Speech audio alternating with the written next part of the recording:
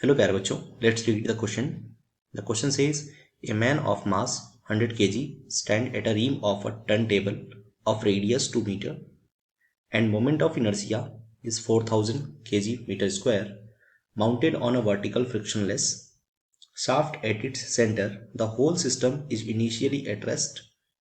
The man now walks along the outer edge of the turntable anti-clockwise.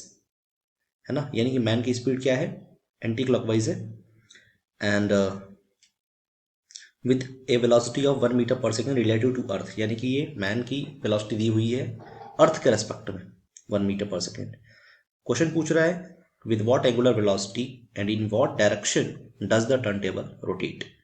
ठीक है, यानी turn table की rotation बतानी है, किस कितने से रोटेट करेगा टर्न टेबल, यानी ओमेगा बताना है टर्न टेबल का, और हमें क्या बताना है उसकी स्पीड मतलब कि उसकी डायरेक्शन बतानी है with respect to the that, है ना, मैन.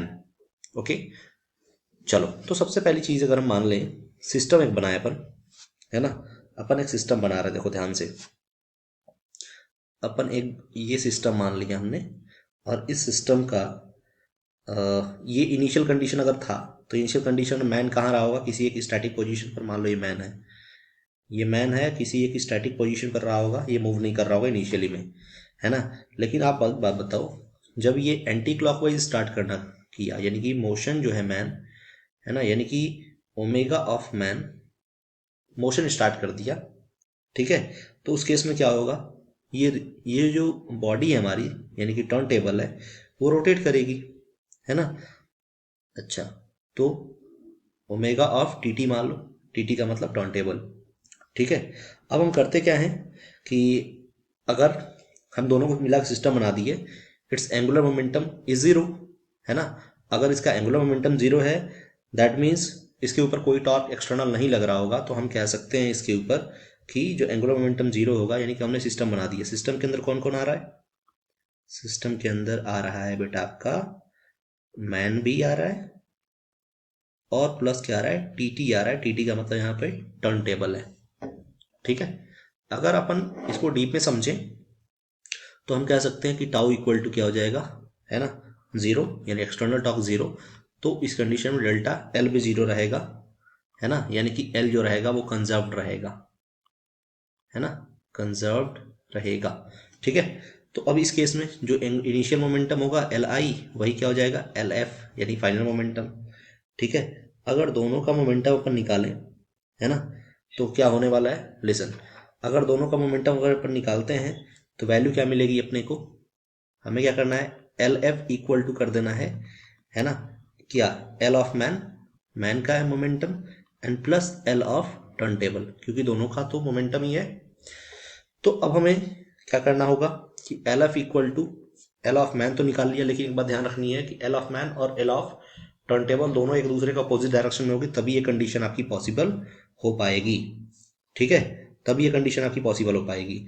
अगर बेटा हम यहाँ से क्या निकालें, एल ऑफ मैन निकालने को देखें, इधर ब्रैकेट के अंदर, है ना, इधर इस बॉक्स के अंदर हम लोग एल ऑफ मैन निकालने को देखें अपन, तो एल ऑफ मैन हम निकाल सकते हैं, यानी एंगुलर मोमेंटम फॉर मैन निकाल सकते हैं क्या, एम, है ना, एम वी आर फॉर्मूला होता है, तो V of man with respect to ground into R, that is radius, ठीक है. अब क्या करोगे आप, मैन का 100 दिया हुआ है मास, वेलोसिटी दी हुई है 1, और रेडियस भी दिया हुआ है कि जो टर्न टेबल है उसका रेडियस 2 मीटर है, तो वैल्यू हो जाएगी आपकी फाइनली आपकी जो वैल्यू हो जाएगी वो हो जाएगी आपकी बेटा 200, है ना, 200 kg metre square second inverse, ठीक है. चलो, अब अगर बात करें अपन टर्न टेबल के लिए, तो एल ऑफ टी टी, यानी कि एल ऑफ टर्न टेबल, तो टर्न टेबल के लिए अगर देखें तो हम क्या लिख सकते हैं, moment of inertia of turn table into omega itself, ठीक है. तो अब क्या करेंगे, मोमेंट ऑफ इनर्शिया दिया हुआ है ना, 4000 टाइम्स ऑफ ओमेगा, है ना, यूनिट आप देख समझ सकते हैं. चलो, अब क्या करोगे आप, इसको यहाँ पे पुट करोगे. अब आपको पता है एल एफ वैल्यू जीरो है, जब एल एफ की वैल्यू जीरो है ना, क्योंकि इनिशियली भी ये रेस्ट में थे, है ना, और फाइनली भी ये अगर देखें तो ग्राउंड के रेस्पेक्ट में सब कंडीशन रेस्ट में ही है. तो अब क्या हो जाएगा ये आपका एल ऑफ मैन, मैन का जो है वो एल ऑफ टी टी के टर्न टेबल के बराबर हो जाएगा। तो अगर इस कॉन्सेप्ट को अप्लाई करते हैं तो एल ऑफ मैन कितना है, तो हम लिख सकते हैं क्या,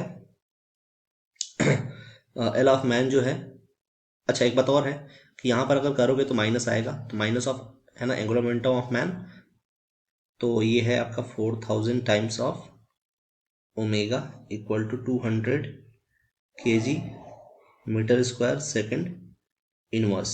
ठीक है, अब बेटा यहाँ से अगर फाइनली तुम सॉल्व करोगे तो what you will get the value of omega equals to, जो ओमेगा की वैल्यू आएगी वो कितनी आएगी, पहली बात तो minus time zero zero cancel हो गया है ना, और ये आएगा आपका माइनस ऑफ 0.05 सेकेंड इनवर्स। तो ये जो आपका है वो क्या हो जाएगा, वेलोसिटी हो जाएगी किसकी, टर्न टेबल की, है ना, इसी वेलोसिटी से टर्न टेबल रोटेट करेगा। और साथ साथ में बात ये भी है कि मैन के अपोजिट डायरेक्शन में रोटेट करेगा, यानी कि क्या कौन सा रोटेशन होगा, अगर मैन को देखें तो एंटी क्लॉकवाइज, तो ये क्या होगा आपका बेटा क्लॉकवाइज, है ना, ये क्या होगा आपका क्लॉकवाइज में इसका रोटेशन होगा। तो अगर हम ऑप्शन को मैच कराने को देखें तो पहले तो ये सेकंड वाला और फोर्थ वाला ऐसे ही निगलेक्ट हो गया बिकॉज वैल्यू ही नहीं मैच कर रही, फर्स्ट और थर्ड में वैल्यू मैच कर रही, लेकिन फर्स्ट में वैल्यू दिया हुआ है in the direction of motion, जो कि कभी पॉसिबल नहीं है, यानी कि ये दोनों एक दूसरे के अपोजिट डायरेक्शन में होंगे, यानी कि द टेबल रोटेट्स क्लॉकवाइज, यानी कि opposite to the man with the angular velocity of 0.05 radian पर सेकेंड, है ना, इसको रेडियन पर सेकेंड कर लेना, ठीक है, रेडियन पर सेकेंड। तो आपका जो फाइनल आंसर है वो करेक्ट आंसर होगा आपका option number 3। I hope you understood it well, all the best.